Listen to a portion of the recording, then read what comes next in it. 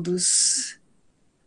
Boa noite, Guilherme, Vitória, Vitor, Luiz, Yasmin. Tô com frio, Vitor. Ô, Luiz, Gustavo, boa noite. Vocês, frio chegou por aí também? Como é que tá? Aqui o frio veio firme, né? Mas vamos que vamos. Eu particularmente gosto de um friozinho. Espero que vocês estejam todos bem. Frio chegou em Uberlândia também? É, parece. E aí, Murilo? Bom? O pessoal tá entrando. Nicole, acabou de entrar. Boa noite. João Pedro. Muito bom ter vocês aqui. E espero que estejam todos bem agasalhados. Boa noite, Vitor. E vamos vamos para mais um dos nossos encontros, né? Nossas lives que vinha acontecendo às quintas-feiras lá pelo Google Meet, né? E agora vão passar a acontecer aqui, lá pelo Google Meet, não, né? Lá pelo Instagram, e agora vão passar a acontecer aqui pelo Google Meet. A razão da mudança basicamente são duas. Uma, que a gente ganha a vantagem de não ter aquela limitação do tempo. Eu não pretendo passar de 1 hora dessa aula aqui, dessa aula virtual, né, dessa live, mas se for o caso de passar ali 1, 2 minutinhos, a gente não vai ser derrubado, então essa é uma primeira vantagem. A segunda vantagem é que a gente, com essa ferramenta aqui, a gente ganha mais recursos, né? E com esses recursos, a gente pode fazer essas interações aqui, esse bate-papo ficar mais dinâmico, mais envolvente, mais rico, né? Então, por essas duas razões é que eu optei por fazer essa migração, né, das lives de quinta do Instagram aqui para o Google Meet. Ok, acredito que todos viram, né, qual foi o tema proposto para essa live aqui. E, e bom, a, a ideia do que a gente vai tratar aqui, ela está inteiramente baseada num fato, né, que, na verdade, é uma característica essencial de tudo o que estudamos em matemática, que é o seguinte: os objetos matemáticos, né, e eu já falei isso em lives anteriores, né, os objetos matemáticos, eles não existem de verdade, né? A gente não está falando de coisas concretas, objetos do mundo real, né? Assim como, por exemplo, essa caneta aqui existe no mundo real, ela é concreta, eu consigo pegar, eu consigo analisá-la, eu consigo, né, tentar descobrir o tipo de material, né? Eu consigo, né, eu descubro que ó, essa caneta é da cor vermelha, porque eu olho e vejo, né? Porque ela é concreta, ela está aqui na minha mão e eu consigo pegar, eu consigo, né, tocar, apertar, consigo fazer o que eu quiser aqui com ela. Ela é do mundo concreto, ela é do mundo real. Os objetos matemáticos não são assim, né?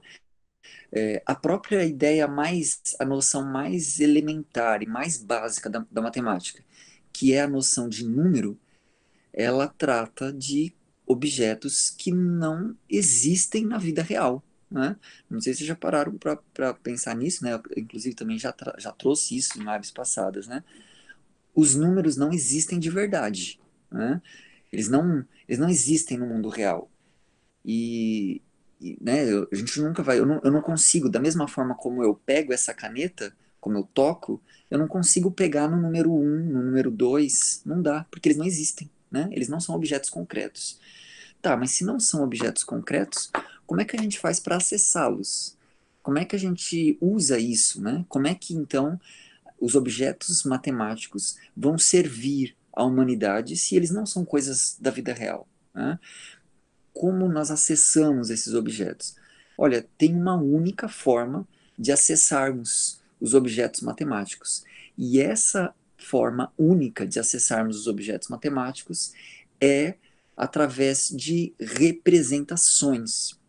A gente só acessa os objetos matemáticos através de representações. Eu não consigo é, encostar no número um, mas eu consigo estabelecer formas de representar a ideia do número um. E que formas são essas? Olha, tem aquela que é a mais básica e primitiva de todas, que é a forma verbal, né? Cada língua vai estabelecer uma palavra para designar essa quantidade um, né? Em português é a que eu estou falando aqui, um, né? Em inglês, one, né? Em italiano, uno, né? E cada língua vai ter a sua representação, vai ter a sua palavra, que quando eu digo essa palavra, eu sei que eu estou tratando do objeto matemático que recebe esse nome, né? Mas entendam, isso é uma representação. A palavra um não é o objeto matemático em si, é uma representação dele. Assim como quando a gente estabelece um símbolo, né? E ao longo do tempo, né, vários símbolos foram sendo utilizados para representar essa quantidade um, né? Mas aquela notação, aquela simbologia que ficou mais consagrada, que é mais universalmente utilizada pela humanidade, é essa que a gente conhece bem, né? É esse símbolo aqui, né? É assim que a gente representa o número um. A gente atribui um símbolo, de modo que com o símbolo agora, com essa representação simbólica, não importa agora se eu estou falando em português, inglês, italiano, né, chinês, enfim, árabe, não importa. Se eu escrevo esse símbolo, independentemente de qual a língua, a pessoa sabe de que quantidade eu estou falando, porque a gente tem uma representação universal, né? Mas ainda assim, de novo, eu insisto, isso aqui não é o número um.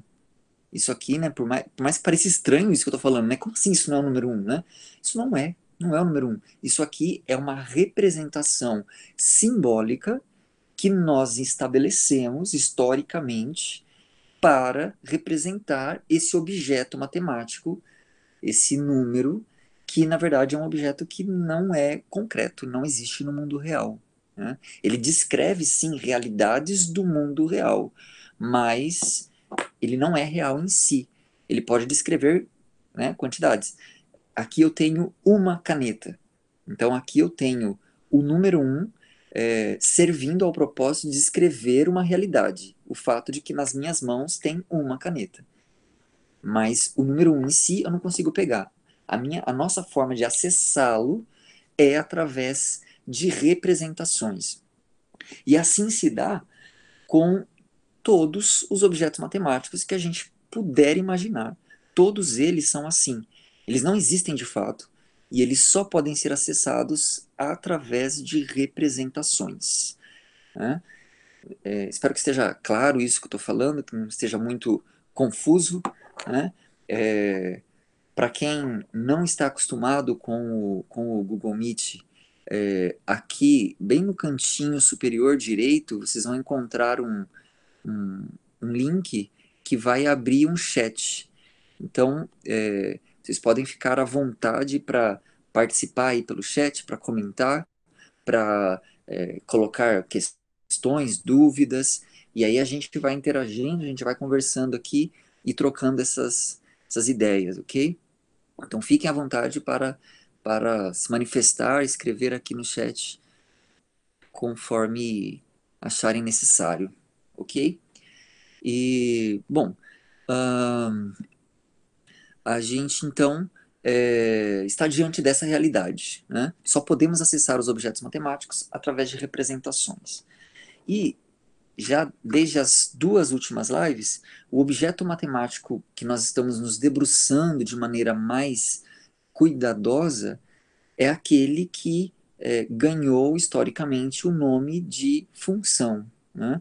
Nós já vimos que função se presta a basicamente um papel fundamental, que é dar uma linguagem matemática para o movimento da vida, para a realidade de que tudo está em movimento e de que nós gostaríamos de entender esses movimentos de modo a poder fazer previsões que nos auxiliem, que prestem algum serviço à humanidade.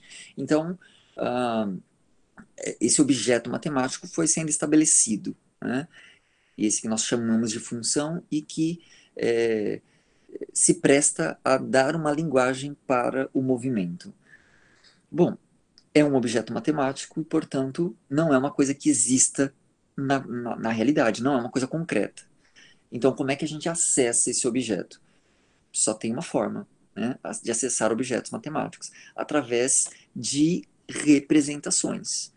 Se eu quero acessar esse objeto matemático em particular, a forma que nós temos de fazer isso é através de representações. E o que eu queria tratar aqui com vocês, nessa aula aqui de hoje, é justamente sobre quais são as formas, os meios pelo qual nós podemos representar esse objeto matemático, a função, de modo que,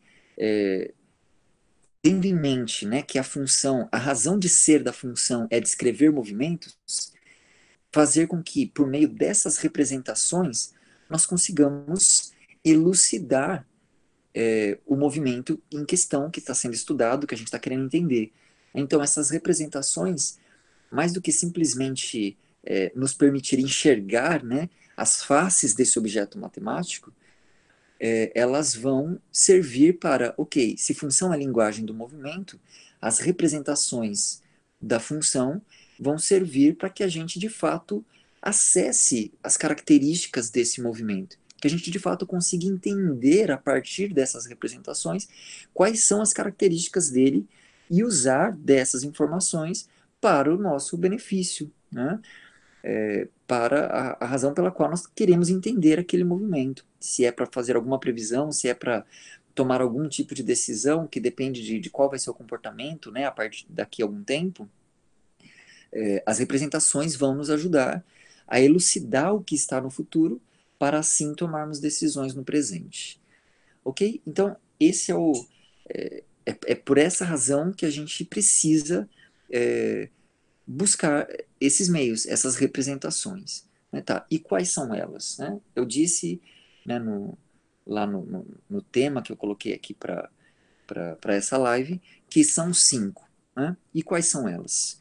Bom, a primeira delas, como não poderia deixar de ser, é aquela que é a mais primitiva, a mais ordinária, né, a mais do senso comum, a mais do cotidiano da vida, que é a verbal. Né? Essa é a primeira representação que a gente pode, que a gente concebe de função, né, do movimento, que é através da linguagem, através da fala, através da palavra, e essa é a primeira forma a primeira forma de representação que a gente vai encontrar para a função.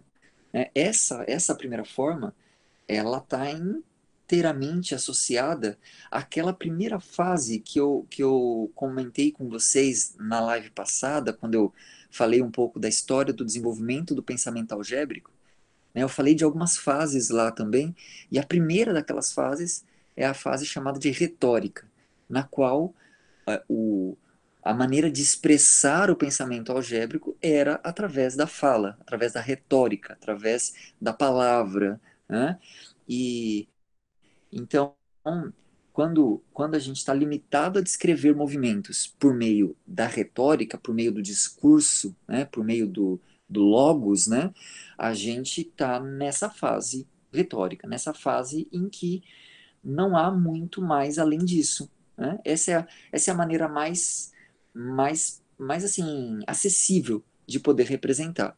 Mas é claro que a gente percebe rapidamente que ela não é suficiente.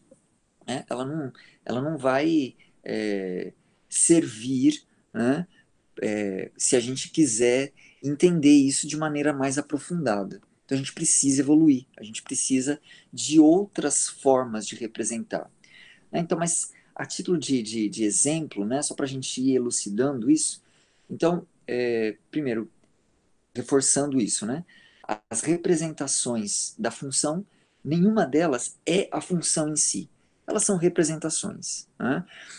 E elas servem para nos fazer entender melhor aquilo a que a função se presta a descrever, desvendar. Então, essa primeira forma verbal, né, vamos tentar pensar nisso a partir de um exemplo. Então, imagine que uma pessoa está praticando uma corrida, né, está correndo em linha reta, e de modo que nessa corrida percebe-se um padrão. E o padrão é o seguinte: bom, a pessoa está correndo de modo que, passados um segundo, essa pessoa correu uma distância de 3 metros. Passados 2 segundos, a distância percorrida por essa pessoa, que está aí, né, correndo, terá sido de 5 metros.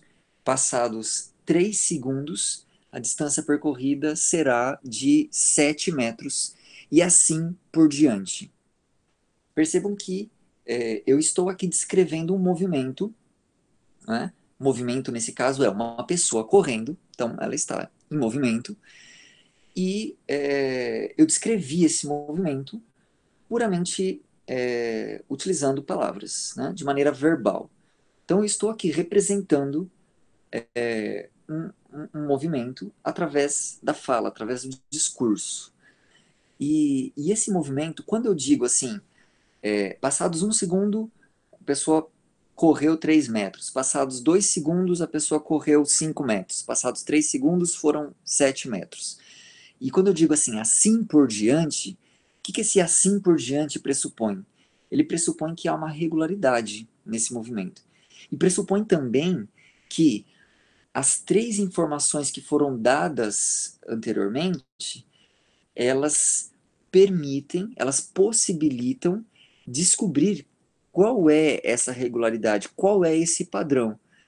É isso que significa essa expressão, assim por diante. Assim por diante significa, olha, com o que eu já falei antes, já dá para você deduzir o que virá depois. Ou seja, dá para você deduzir se após um segundo foi 3 metros, se após 2 segundos foram 5 metros, se após 3 segundos foram 7 metros, então, após, aí assume-se, né, nessa representação verbal, que a gente seja capaz de dizer quanto terá sido a distância percorrida após 4 segundos. Né? E, aliás, até deixo vocês se manifestarem aí, né, a partir desses dados que foram colocados. Quanto será a distância percorrida após 4 segundos? Né? Se há um padrão, se há uma regularidade, né? Se o assim por diante assume que há essa regularidade, pronto, o Jonathan está dizendo aqui para a gente. Após 4 segundos, a descrição verbal nem precisou dizer, a gente já consegue deduzir que será 9 metros. Né? Após 5 segundos, será 11 metros. Né? Porque a gente consegue, e nós somos bons, assim, a nossa mente, ela é muito aguçada no sentido de buscar padrões nas coisas. Nós somos movidos por isso. Aliás, a mente humana, ela consegue enxergar beleza quando ela encontra padrões. Os padrões, eles soam como algo belo na nossa mente. Então, a nossa mente, ela é programada mesmo para encontrar padrões. Então, quando a gente olha para essa situação, automaticamente a gente vai começar, poxa, tem algum padrão aí, e a gente já começa a buscar o padrão, e a gente encontra esse padrão. Né? E, bom, então, estamos diante aqui da primeira forma, da primeira representação da função, que é a representação verbal. Né? Como eu falei, ela não é suficiente em si, precisa evoluir para algo mais. Né? E aí a gente caminha para aquela que é a segunda representação, que é a representação que eu poderia chamar de tabular. O que seria a representação tabular?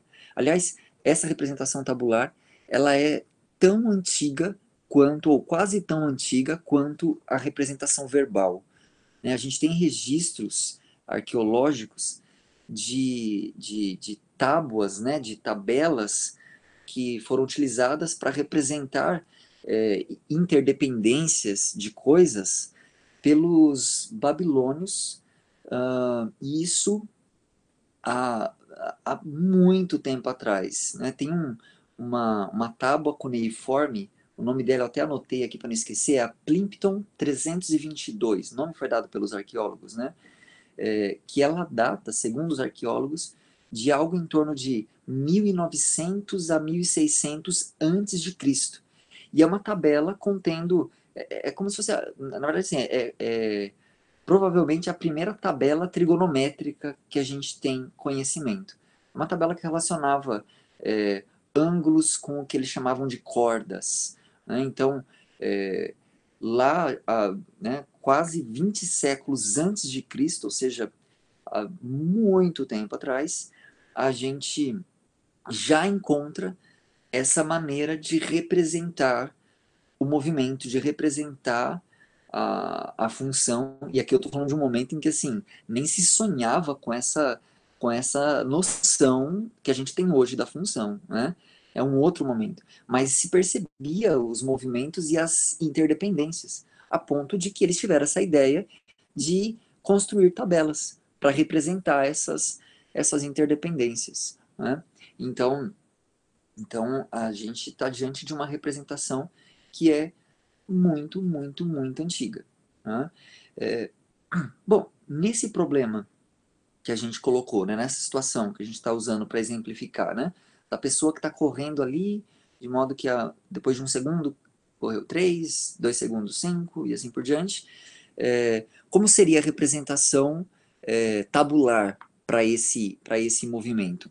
Ora, a representação tabular seria algo mais ou menos assim, né?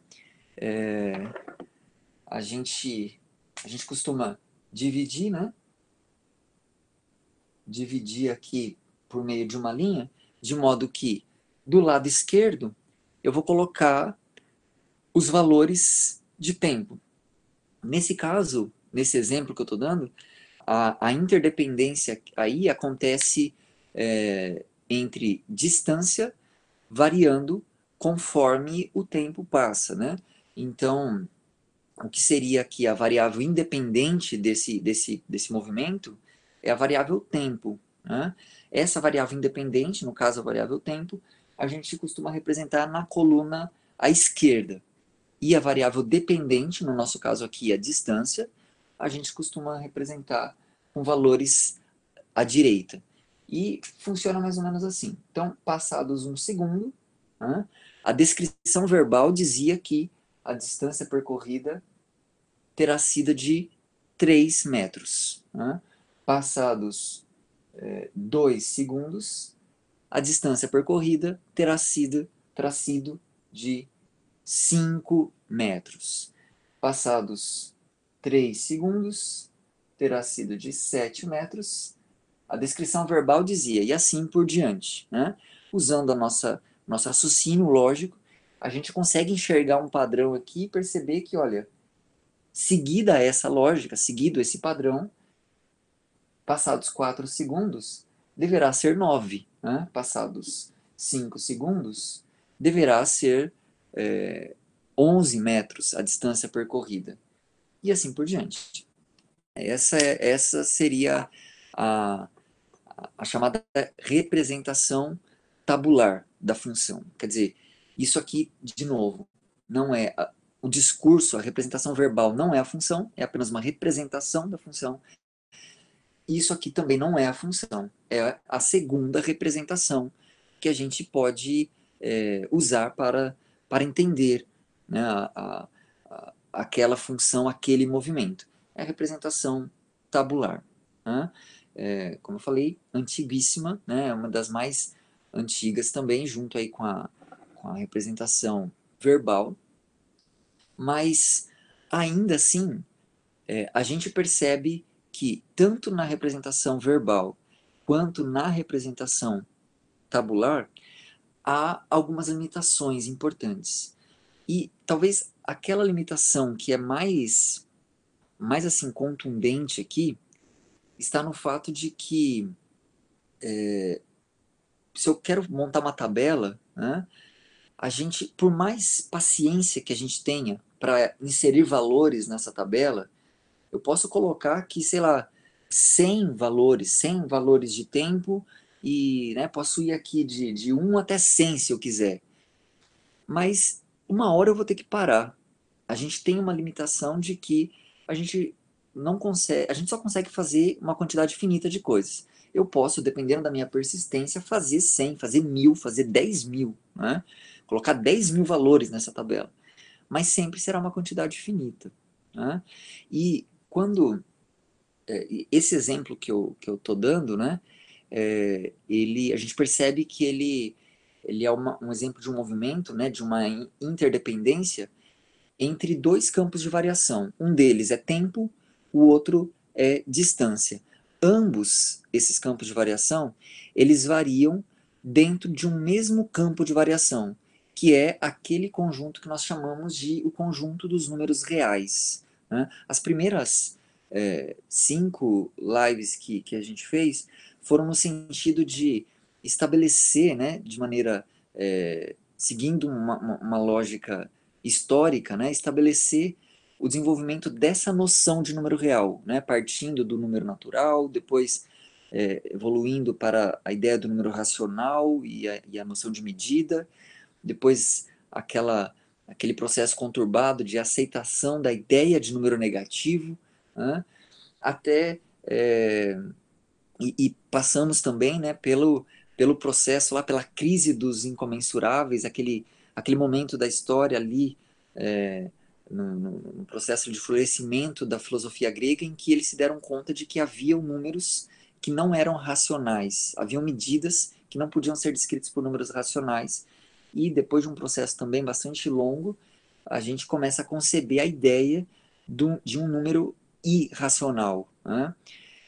E juntando toda essa evolução, colocando tudo dentro daquela noção geométrica que os gregos estabeleceram para número, né? Número como sendo medida, como sendo um pedacinho de reta, a gente estabelece uma maneira bastante apropriada de representar isso que nós vamos chamar de número real, né? O que é o número real? É a coleção de todo esse pessoal aí, todos os naturais, todos os negativos, todos os racionais, todos os irracionais, coloquei tudo junto, essa galera toda junta a gente vai chamar de número real, né? Número real é todo mundo, todo esse pessoal, né? E, e esses números reais, eles ganham uma representação geométrica muito boa, no sentido de que se eu olho para uma linha reta infinita, né, para os dois lados, cada ponto dessa linha reta representa um número real e vice-versa. Cada número real está representado por um ponto dessa reta. Ou seja, não tem nenhum buraquinho, né? Se eu colocar uma lupa ali na reta e começar a olhar bem de pertinho, eu vou ver que não há buracos, não há nenhum lugarzinho ali que, olha, esse aqui não é um número real. Não, todo mundo ali é número real, né? Seja racional ou irracional. Mas, é, e nesse caso aqui, né, tanto a variável tempo quanto a variável distância, é, ambos são variáveis que pertencem a esse universo, o universo dos números reais, né? Aliás, para quem está aí, né, num contexto de um pré-cálculo, né, às vésperas aí de cursar disciplinas de cálculo diferencial, é nesse universo que a gente repousa. Funções que associam números reais a números reais, né? Então, é nesse contexto que a gente fica. E bom, o conjunto dos números reais é infinito, né? Existem uma infinidade de números reais. Então, se eu estou falando de uma função que leva número real em número real, aqui, eu jamais conseguirei representar essa função em sua totalidade, né? O Luiz está perguntando, os complexos são finitos? Não, os complexos são, às vezes você está falando em termos de quantidade, né? Mas em termos de quantidade eles são infinitos, né? Vamos ver se em algum momento a gente consegue separar uma live só para a gente falar de números complexos. Também é um assunto bem legal, assim, e assim, ele foge a esse contexto do universo do cálculo diferencial num primeiro momento, né? Mas, mas vamos tratar desse assunto aí, né? Mas eles são infinitos. E, ok, então, se eu tenho infinitos números reais, eu jamais conseguirei representar uma função cujas variáveis variam no conjunto dos números reais na sua totalidade por meio de uma tabela. Porque eu só consigo colocar uma quantidade finita de valores numa tabela. Eu jamais conseguirei gerar uma tabela infinita. Né? Não dá. Então, essa representação ela tem uma limitação, embora ela seja bastante eficiente também. Ela dá uma noção bem legal. Né? Visualmente, ela é interessante, mas ela não é suficiente também. Então, já temos uma representação verbal muito boa, não pode ser abandonada. Né? Uma das razões pela qual, quando a gente se depara com uma ideia de função pela primeira vez, aquilo é totalmente assim, artificial e assim, fora da realidade, é porque a gente abandona essas representações mais primitivas, mais imprecisas, mais limitadas, né? E por mais que elas de fato não sejam suficientes, mas é ali que começa, né? É ali que as coisas ganham sentido. Então elas não podem ser abandonadas, a gente tem que carregar junto, porque é com elas que a gente vai encontrar o sentido dessas coisas. Então a mesma coisa acontece com a tabela. Há uma limitação inerente aqui. Então a gente já evolui aqui para a terceira representação, né? E aqui eu vou dar um salto do ponto de vista histórico, né? Porque essa terceira representação, ela, ela só vai surgir ali por meados para final do século XIX. Né? E essa terceira representação ela vai surgir no contexto do desenvolvimento de uma teoria feita principalmente por um matemático alemão chamado Georg Cantor. E a teoria que Georg Cantor estabeleceu é o que nós chamamos hoje de teoria dos conjuntos. Ela não é estranha para nenhum de vocês, porque todo o nosso ensino básico ele é pautado na teoria dos conjuntos. A gente aprende número natural, número inteiro, toda a estrutura que a gente foi aprendendo, né, ensino fundamental e médio, ela foi inteirinha repaginada a partir da teoria de conjuntos, embora seja uma teoria super recente, como eu falei, do final do século XIX, né? Mas por conta, inclusive, de situações ligadas ao movimento da matemática moderna, que eu mencionei lá na primeira live, né? Quando eu falei das razões pelas quais a gente encontra tanta dificuldade quando a gente ingressa no ensino superior, na área de exatos, vai cursar uma disciplina de cálculo 1, por exemplo. Então, essa dificuldade está envolvida a esse tipo de coisa que fez, por exemplo, com que uma teoria recém-estabelecida se tornasse a base do nosso ensino desde ali os primórdios do ensino fundamental. Né? Mas essa terceira representação é aquela que a gente pode chamar de representação por diagramas. Né? E qual que é a ideia? Assim, essa terceira representação ela tem um caráter essencialmente didático. Na verdade, ela não contribui tanto em relação ao que fazia a tabela e a verbal, mas ela tem um aspecto didático importante, então eu queria destacar ela aqui para vocês. Bom, mas qual seria a ideia, né, o espírito da representação por diagrama? O espírito seria o seguinte. Então, como eu falei, ele é pautado na teoria dos conjuntos. Então, ele vai enxergar agora a reta real, ele enxerga como um conjunto. Né? E os diagramas aí, eles são uma forma de representar conjuntos assim. A gente faz um cercadinho, né? Faz um cercadinho assim. Deixa eu virar aqui um pouquinho para vocês conseguirem enxergar. Faz um cercadinho aqui.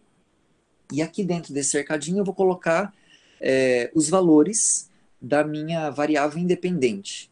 Né? No caso do nosso problema aqui que a gente está considerando, né, o problema da pessoa aí correndo, seriam a quantidade de tempo que está passando. Então aqui eu vou ter 1 segundo, eu vou ter 2 segundos, 3 segundos, 4 segundos 5 segundos, e assim por diante, né?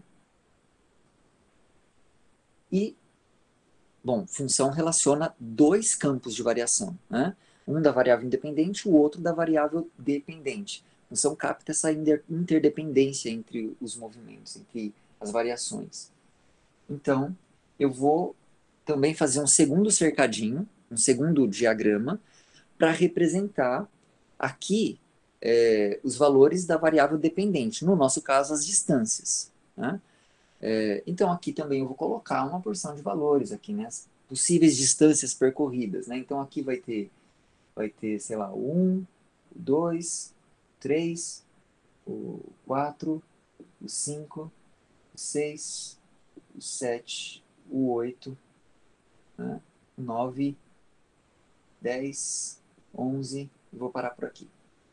Okay? Coloquei ali uma porção de valores, né? Bom, o que a representação em diagramas vai, né, como ela vai expressar essa função, esse movimento, essa interdependência aqui? Por meio de flechinhas. Agora é a brincadeira de, olha, passados um segundo, qual foi a informação dada? A informação dada foi que foram percorridos 3 metros. Portanto, a gente faz uma flechinha, ligando o 1 ao 3. Né? E ali está estabelecida a relação. Está estabelecida o fato de que a, a imagem, né, o termo moderno que a gente usa, né, a imagem de 1 através dessa função, desse movimento aí, é o 3. Né? A imagem do 2, né, ou passados 2 segundos, a distância percorrida foi de 5 metros. Né? Passados 3 segundos, a distância percorrida foi de 7 metros. Né?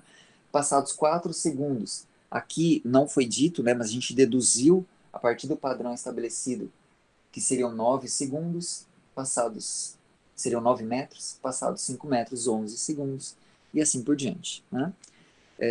De novo, aqui a gente não rompe com aquela barreira da quantidade limitada. Né? Aliás, aqui, se a gente perceber, fica até um pouco mais limitado do que a tabela. A tabela ainda fica mais organizado. Aqui, para inserir um bando de valores dentro desses diagramas aí, não é uma tarefa fácil. Né? Mas por que isso aqui tem um seu valor?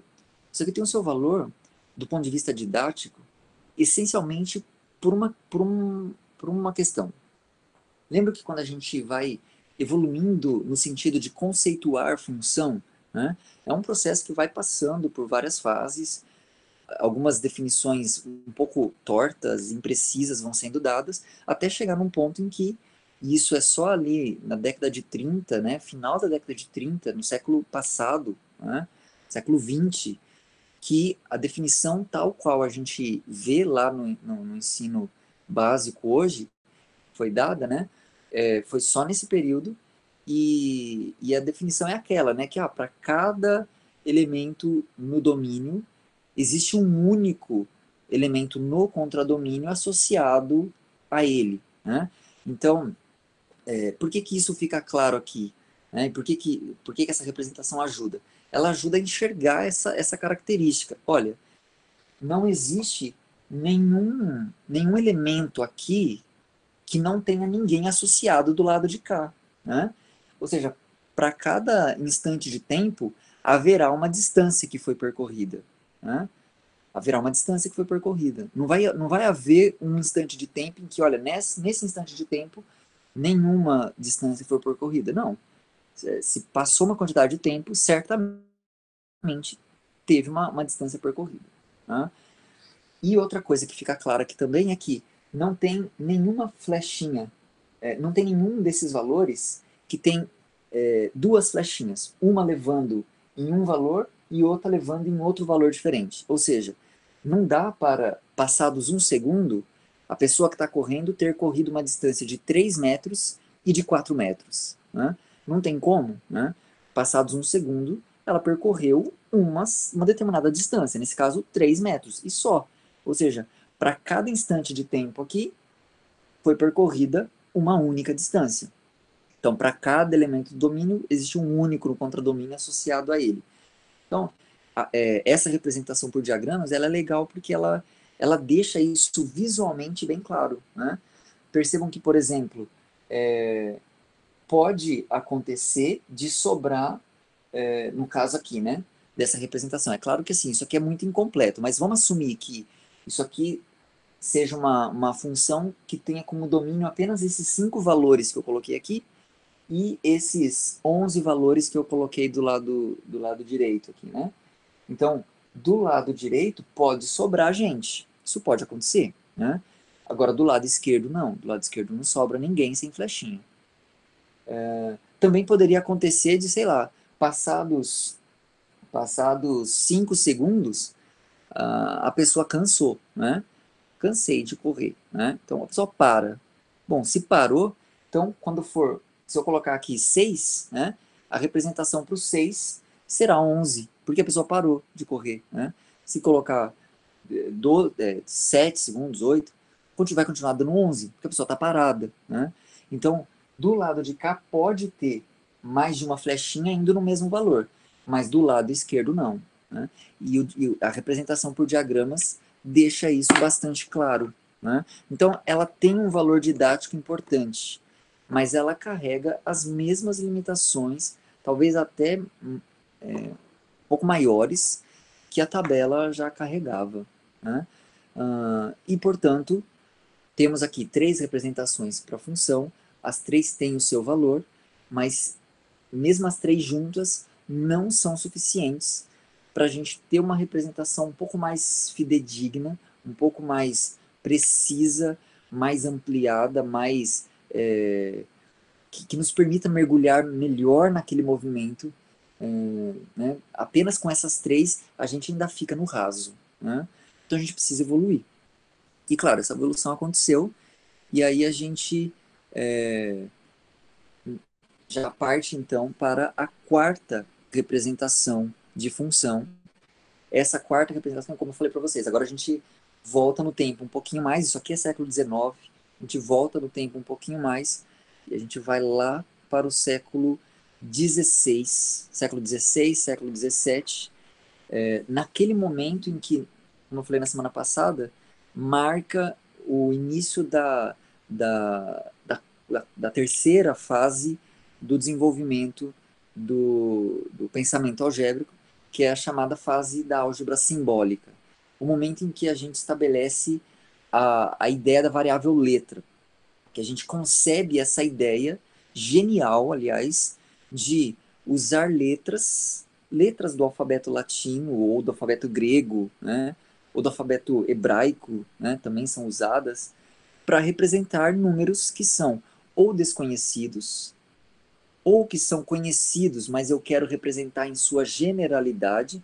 Então, é a ideia da incógnita, a ideia da constante conhecida, mas que eu quero representar geralmente, então eu não quero particularizar com nenhum número, e a representação daquele número que é e não é, daquele número que passeia por todo um campo de variação, que é o número enquanto, a letra enquanto representando uma variável. Então são os três papéis dessa representação simbólica, né, do número, enquanto assumindo essas 3 formas, né, da incógnita, do valor da constante conhecida e da variável.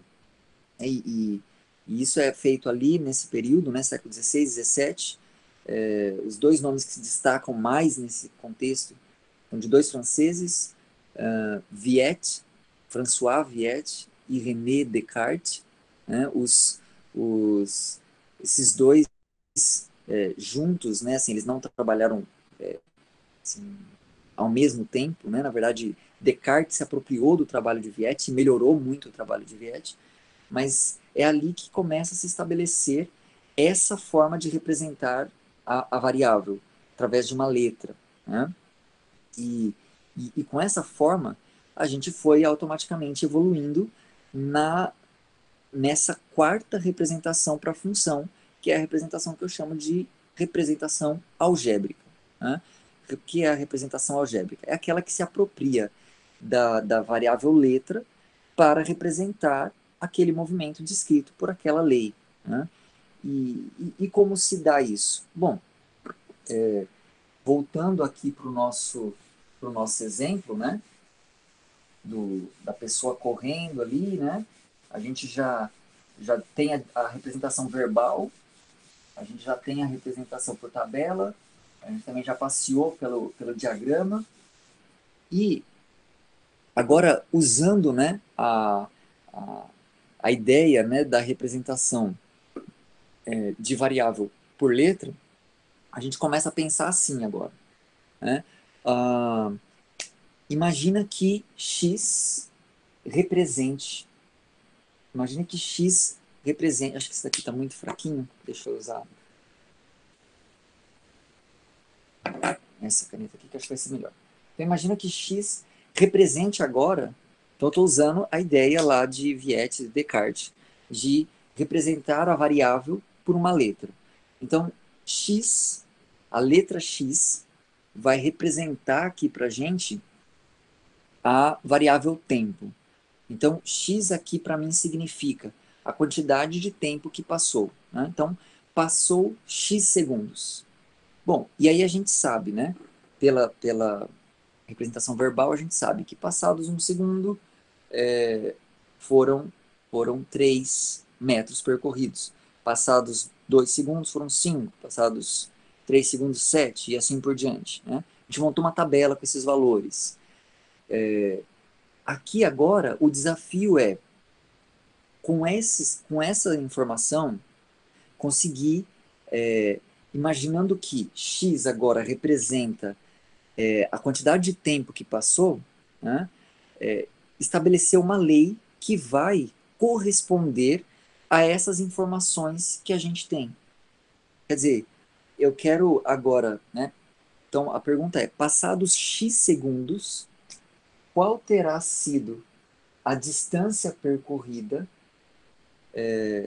Qual é a expressão que vai me dar a distância percorrida, né, por essa pessoa que está correndo após passados X segundos?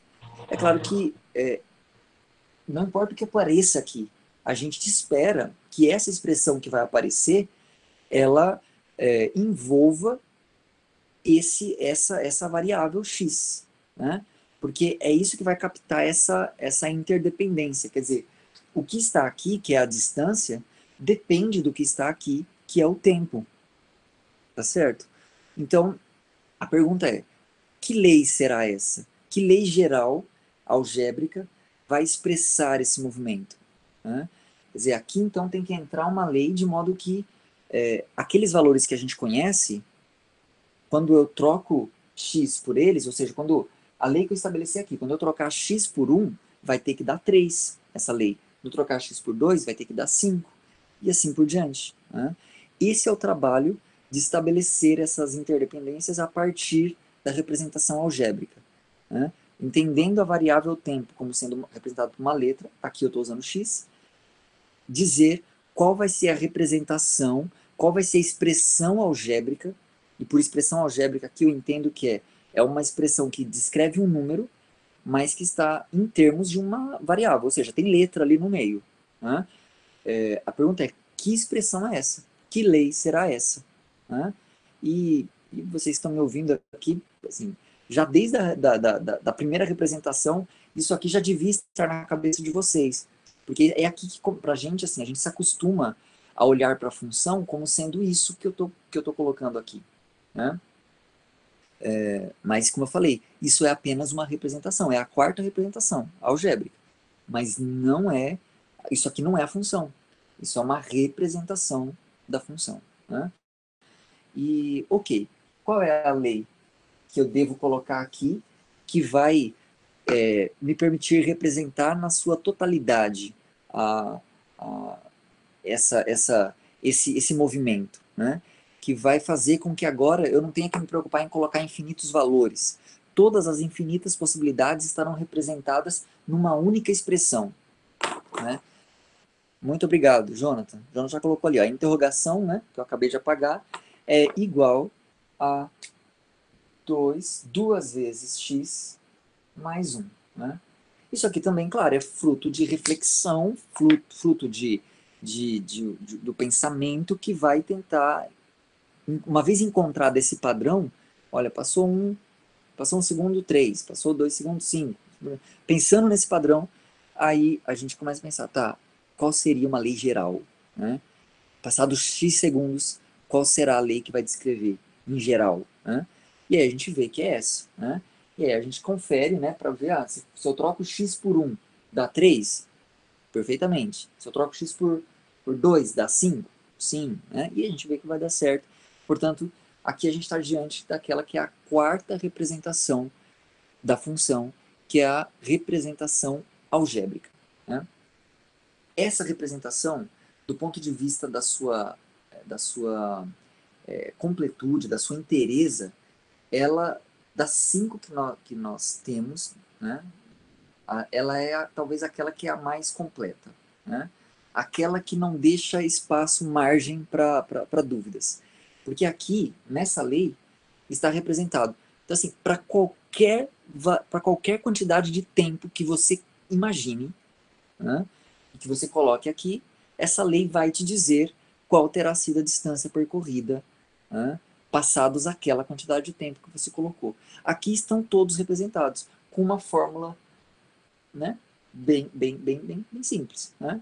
Quer dizer, que eu estou usando uma maneira, a gente está mais acostumado assim, né, a usar aquela notação que foi estabelecida por Euler, né, matemático suíço, importante, um dos matemáticos mais importantes da história, Leonhard Euler. E ele inventou, né, ele criou a seguinte forma para representar função. Né? Ele põe f, e f porque é f de função. Né? F, e aí põe entre parênteses x. Ali aquele x está indicando quem é o nome que eu estabeleci para a variável independente desse problema. Então, uma vez que a variável independente assume um valor x, né, a função que eu estou designando pela letra f atuará ali, né, e vai captar qual foi a mudança promovida lá na variável dependente, ou seja, o que a gente escreve do lado de cá é qual é a expressão que a variável dependente assumirá, e claro, essa expressão vai ser algo que envolve na sua expressão a letra x, né, a variável x. Nesse caso, 2x mais 1. Bom, f de x igual a 2x mais 1 é a função que a gente está falando? É a função? Sim ou não? Isso aí é a função ou não? Quer dizer, f de x igual a 2x mais 1. Isso aí é a função? Vários estão dizendo que sim. Alguém discorda? Todo mundo acha que a função é, é, é isso aqui, né? Isso que está escrito aqui é a função, né? O Gustavo está dizendo, não sei. Legal, Gustavo. Assim, não saber é o saber que não sabe é o primeiro passo para a gente se abrir para o conhecimento, né? A frase famosa de Sócrates, né? Só sei que nada sei, né? Estar ciente do desconhecimento é o primeiro passo para partirmos em direção a ele. Né? O Vitor e o João Pedro estão dizendo, são representações, é uma representação, né? De fato. Então, de novo, isso que vocês estão vendo aqui não é a função. Né? Isso é uma representação. É a melhor delas, é a mais completa delas. É aquela que não deixa margem de dúvida, não deixa nada faltando, assim como na tabela, no diagrama, na representação verbal também, eu não tenho como falar, né? Quais são os valores que vão ser assumidos por cada número real. Não dá. Eu sempre vou falar uma quantidade finita. Aqui não, aqui está uma representação para todos os infinitos valores de x. Né? Todos os valores reais que x assume estão representados aqui, nessa fórmula simples. Mas é uma representação, isso não é a função. Né? Então, o que é a função? A função é esse objeto que não existe na prática, não existe na vida real. A gente só acessa a função através das suas representações. Né? Então, assim, é, qual é a única forma de a gente sentir, né, o cheirinho da função? é olhar para suas representações. E melhor que olhemos para todas elas, ou para a maior quantidade possível de representações diferentes. Porque assim a gente consegue olhar para isso dos seus variados pontos de vista e ter uma visão melhor do que está acontecendo ali, daquele movimento que está sendo representado ali, certo? Então vamos partir aqui rapidamente, temos aí alguns minutos, vamos partir para a última representação de função, que também não é novidade para vocês, né? Aliás, se eu pedir para vocês dizerem aí, escrever, qual que vocês acham que é a quinta e última representação? O Jonathan tá afiadíssimo, né, Jonathan? Representação gráfica, exatamente. Né? A quinta e última representação de função é aquela que nós chamamos de representação geométrica ou representação gráfica, né? Como o Jonathan está dizendo. E essa representação gráfica, na verdade, se a gente coloca o marco do surgimento, né, do começo dessa desenvolvimento da representação algébrica ali no século XVI, a representação gráfica ela começou um pouquinho antes, com um matemático francês chamado Nicolas Oresme, e Oresme viveu no século XIV, então anterior, né? E ele bolou uma forma de representar geometricamente que é muito interessante. Né? Ele se apropria do fato de que números reais ganham uma representação geométrica através de uma linha reta, e ele tem a seguinte ideia. Né? A ideia de Oresme ela foi assim, brilhante. E a ideia que ele teve foi a seguinte. Ó. Então, eu vou também mostrar para vocês como era a representação do Oresme. Vou usar o mesmo exemplo que a gente está considerando até agora. Tá? E como a gente já está de posse da representação algébrica, isso fica mais fácil. Né? Então, ele entendia que os números reais variam ao longo de uma linha reta. Né? Então, ele representava ali a linha reta, e aqui nessa linha reta ele ia colocar uma porção de valores. Né? Nessa linha reta horizontal, ele representava o que ele chamava de latitudes. Latitudes, para a gente, seria o equivalente à nossa variável independente. Ou seja, no caso do nosso problema, é a variável tempo. Né? Então, aqui eu teria o tempo 1 segundo, né? O tempo 2 segundos, 3 segundos, 4 segundos, e assim por diante. Né? E aí, qual foi a sacada dele, né, para representar esse movimento, né, a partir de um desenho? Né? A ideia foi a seguinte: bom, uma vez que eu estabeleço uma escala, então eu sei que esse tamanho aqui significa uma unidade. Quer dizer, a unidade nossa aqui é estabelecida pelo tamanho entre 1 e 2, que é o mesmo tamanho entre 2 e 3, entre 3 e 4, e assim por diante.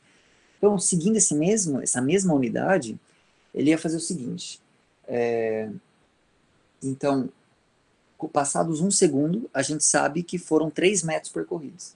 Então, ele pegava e subia uma linha vertical aqui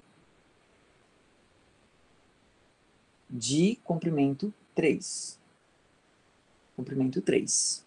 Né? Ou seja, seriam 3 medidinhas dessa aqui. Né? A minha escala está horrível, tá? Mas desconsidera aí. Agora, passados 2 segundos, foram 5. Né? 5 metros.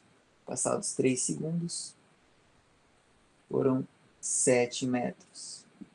Né? E assim por diante. Vou fazer o último aqui. Passados isso aqui, foram 9 metros. Né? Essas aqui seriam as longitudes. Né? Eu posso estar me confundindo com os termos, tá? Se não for assim, é ao contrário, tá bom? Mas aqui ele estabeleceu, quer dizer, olhando para um desenho, a gente enxerga o movimento.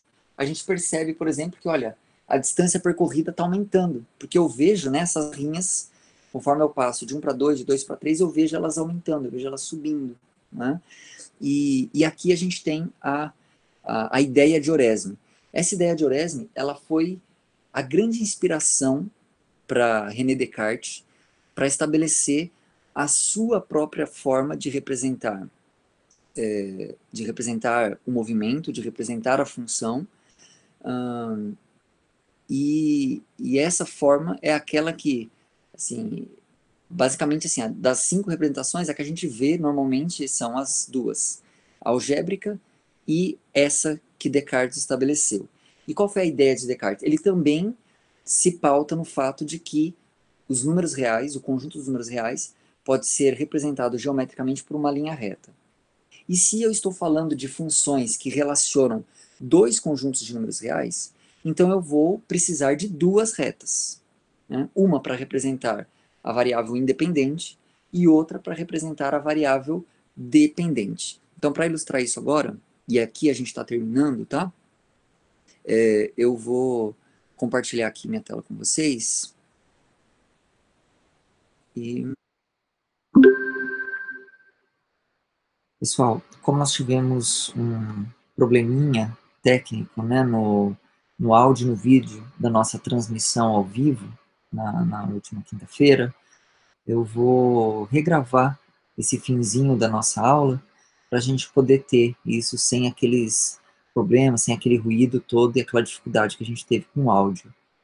E, bom, a gente estava no ponto, né, quando começamos a ter os problemas, a gente estava no ponto de falar da última representação para a função, né, a representação geométrica, né, ou representação gráfica. E eu estou aqui utilizando, para poder mostrar aqui para vocês, o software GeoGebra, um software educacional. É um programa muito legal, recomendo vocês aprenderem a utilizar, brincarem com ele é bem divertido e ele é muito útil, ele ajuda a gente bastante. Aqui eu estou com uma versão baixada do GeoGebra, mas você também pode usar a versão online. O GeoGebra tem uma versão online que também é muito boa, e então recomendo que vocês utilizem o GeoGebra. E, bom, eu vou utilizar aqui o GeoGebra para ilustrar um pouco de qual foi a ideia, né, de representar geometricamente,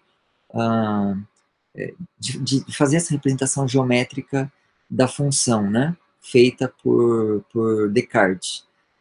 E a ideia foi a seguinte, como eu já tinha mencionado, como as funções que a gente está considerando, elas associam números reais a números reais, e como números reais são representados geometricamente através de uma reta, então aqui a gente tem duas linhas retas, uma horizontal e uma vertical. E nessas duas linhas retas nós temos a horizontal abrigando os valores no domínio da nossa função, naquele campo de variação que contém a variável independente, e a linha reta vertical representando o contradomínio, né? Ou seja, os valores que serão assumidos pela variável dependente. E essas duas linhas retas, além de serem posicionadas verticalmente uma em relação à outra, elas são colocadas de tal forma que o zero de ambas coincidem no mesmo ponto. Ou seja, o ponto de interseção dessas duas retas é exatamente o ponto zero de ambas. Então, esse pontinho, que é o encontro das duas retas, que é o zero de ambas as retas, nós vamos chamar de origem desse sistema aqui, né? Esse sistema, esse plano, que vai posteriormente ganhar o nome de plano cartesiano, em homenagem a Descartes.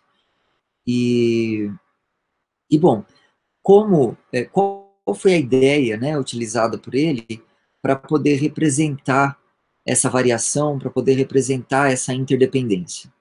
Então, vamos continuar aproveitando o exemplo, né, que nós estamos utilizando aqui, né, daquela pessoa que estava caminhando em linha reta, ou correndo em linha reta, de modo que, passados um segundo, a pessoa havia corrido 3 metros, após 2 segundos, 5 metros, após 3 segundos, 7 metros, e assim por diante.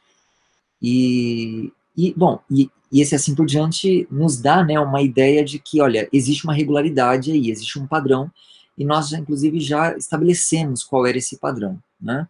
Mas, pegando aqui esses três valores, né, como, através desse tipo de representação gráfica, associar ou representar que após um segundo, esse um segundo é essa passagem de tempo, né? A gente está falando da variável independente do nosso problema.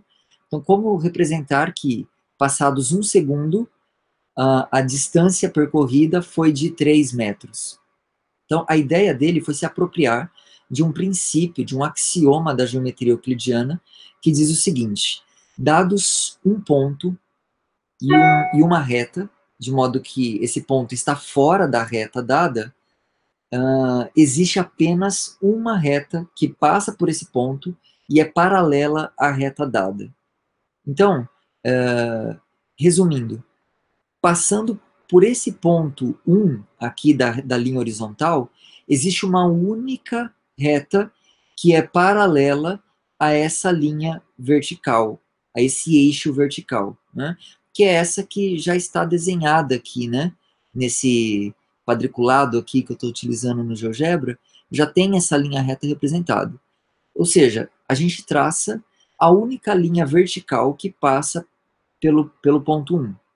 E a mesma coisa a gente vai fazer aqui na altura 3, ou seja, a gente desenha a única linha horizontal, a única que é paralela a essa reta aqui de baixo, passando pelo ponto 3. Essas duas linhas que nós desenhamos, elas se encontram em um único ponto. E esse ponto, que é o único, né, o único ponto de encontro dessas duas retas, a gente vai, e essa foi a ideia, né, de Descartes, e esse ponto, que o GeoGebra está chamando de ponto A, é o ponto que representa a interdependência, né, representa a dependência desse 3 em relação a 1. É esse ponto que está dizendo, olha, passados um segundo, a distância percorrida por essa pessoa foi de 3 metros. Da mesma forma, né, passados 2 segundos, a distância percorrida foi de 5 metros. Portanto, o mesmo princípio. Subo verticalmente, né? E venho aqui também horizontalmente até se encontrarem. Onde se encontrou é esse ponto que a gente está interessado. Né? Após 3 metros, foram percorridos, após 3 segundos, né, melhor dizendo, foram percorridos 7 metros. E assim por diante. Né? Aqui, perceba que a gente está usando o mesmo princípio usado para a gente produzir aquela tabela ou diagrama, né? A gente vai vendo, ó, em um segundo foram 3 metros, em 2 segundos, 5 metros. Mas a vantagem dessa representação gráfica é que a gente não precisa ficar fazendo ponto a ponto dessa forma, né? Como é que a representação gráfica se dá? Ela vai acontecer quando esse processo que a gente fez para 3 pontos, a gente fizer para todos os valores possíveis que podem ser assumidos aqui pela nossa variável independente. Né? E quando a gente fizer isso, o resultado obtido é o que a gente vai chamar de gráfico da nossa função. Né? Como a gente já estabeleceu a representação algébrica dessa função, eu vou colocar ela aqui. Pronto. Se a gente faz esse processo para todos os pontos, a gente vai descobrir que, né, fazendo esse processo para todos os pontos, o que a gente vai encontrar vai ser uma linha, né, uma curva, um traço, né, sobre esse plano, e esse traço representa, né, para cada ponto. Então, como é que isso funciona? Para cada ponto que a gente escolher aqui, se a gente sobe verticalmente até bater nessa linha e depois vem horizontalmente, a gente vai descobrir qual foi a distância percorrida após decorrido aquele instante de tempo. E eu posso fazer isso para qualquer valor que eu escolher aqui.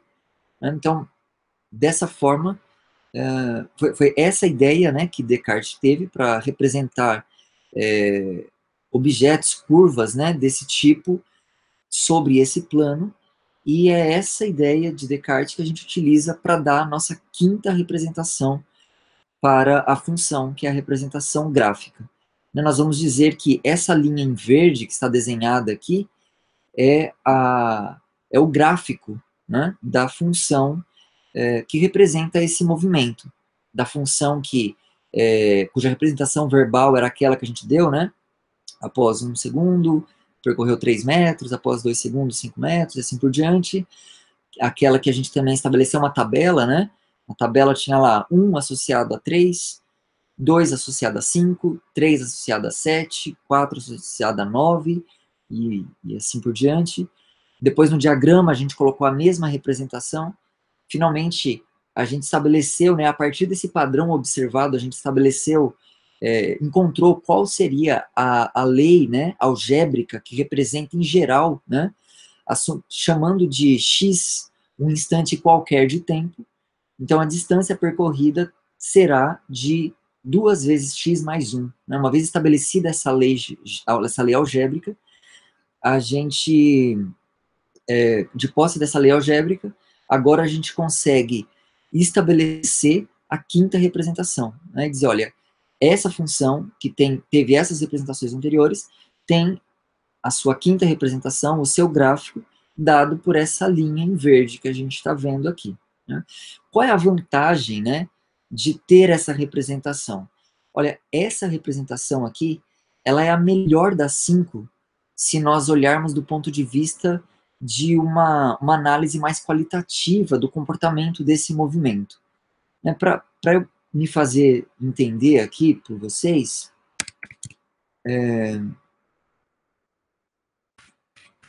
permitam aqui trocar esse exemplo. Eu vou colocar um pouco mais sofisticado. Por aqui, x ao cubo menos 2x ao quadrado menos x mais 1. Né? A gente olha para essa lei algébrica que eu coloquei aqui, né?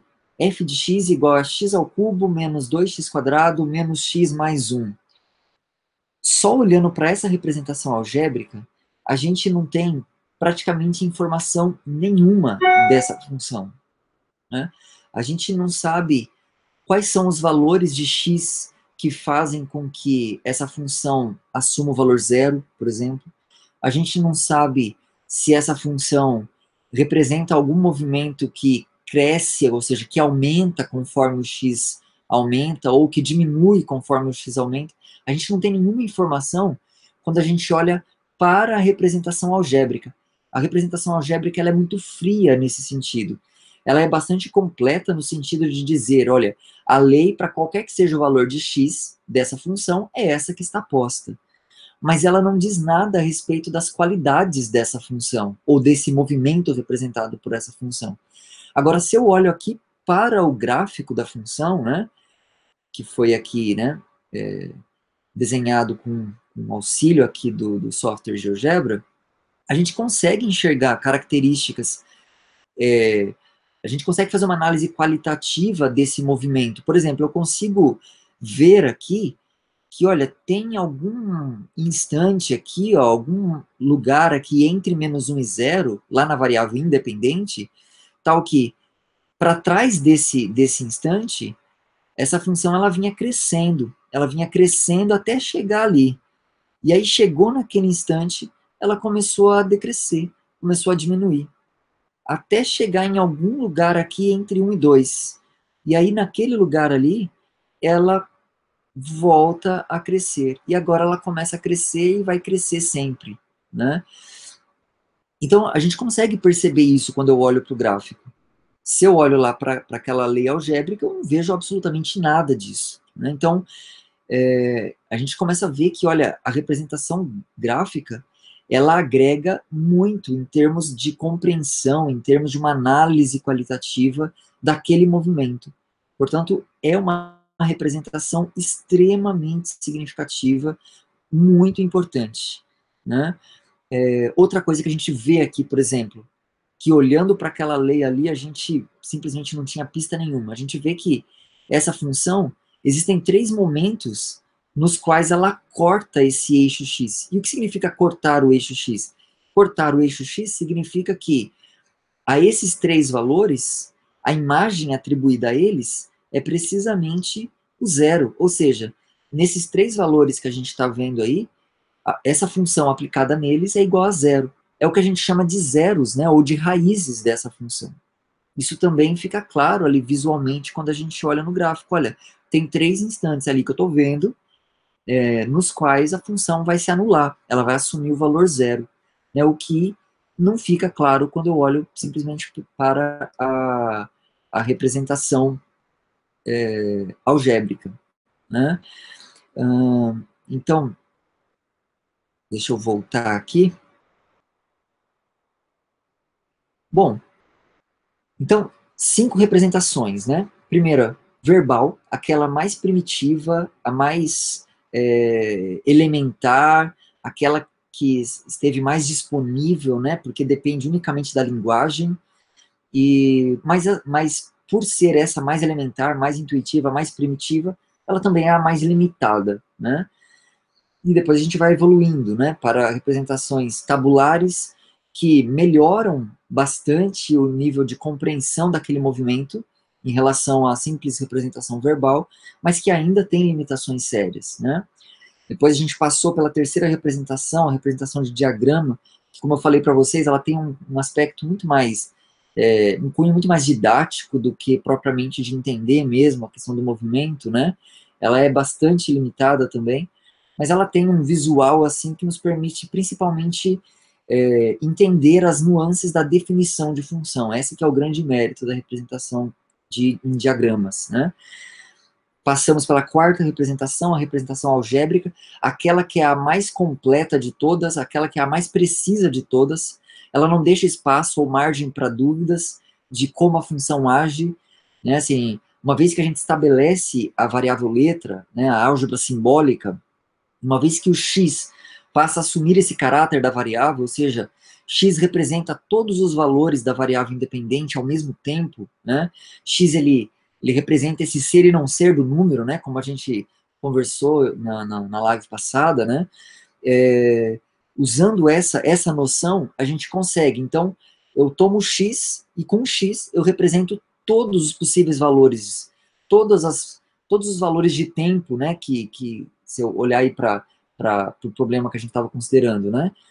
Tá tudo representado numa única letra, né? Esse aqui é o grande poder da representação algébrica simbólica, né, com a variável letra. E aí, se x é esse instante de tempo, se x é a minha variável independente, a expressão que a gente vai chamar de, né, vai representar por f de x e vai descrevê-la, né, em termos das operações que a gente consegue fazer com números, né? No caso do nosso exemplo, era 2x mais 1. Essa lei, ela vai dizer, olha, dado x, lá no seu campo de variação da variável independente, a lei aqui para f de x não vai deixar dúvidas, não vai deixar qualquer questão relacionada a como essa função vai atuar, né? Então, do ponto de vista assim, algébrico, ela é a representação mais completa, mas ela é bastante limitada no que se refere a uma análise qualitativa do movimento, a partir simplesmente de uma lei algébrica, né? Ela não diz nada, além de simplesmente como aquela função age em cada valor de x. Né?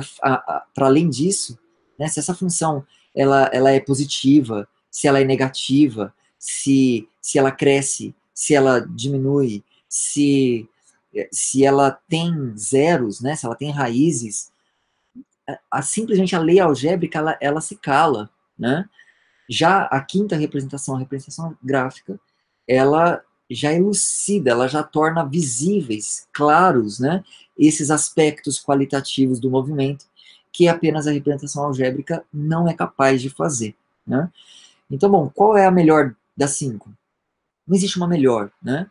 O melhor é ter a consciência de que existem as 5 e de utilizar cada uma das 5 conforme ela for necessária, conforme o nosso objetivo, né?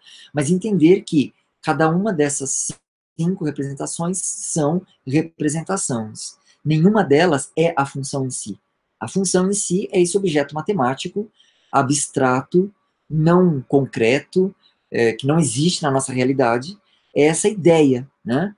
Essa ideia que se propõe a representar algo que isso sim é do nosso cotidiano, isso sim é da nossa realidade, que é o movimento, né? Como é que a gente vai acessar, então, o movimento? Através dessas representações. É através dela que a gente vai deixar isso mais claro.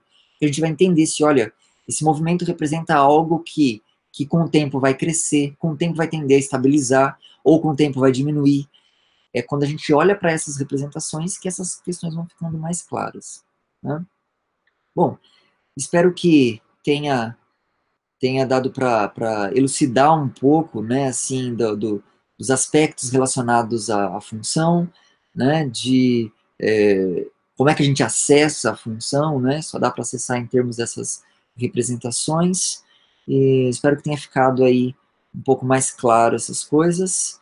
Nos vemos, então, no nosso próximo encontro. Até lá!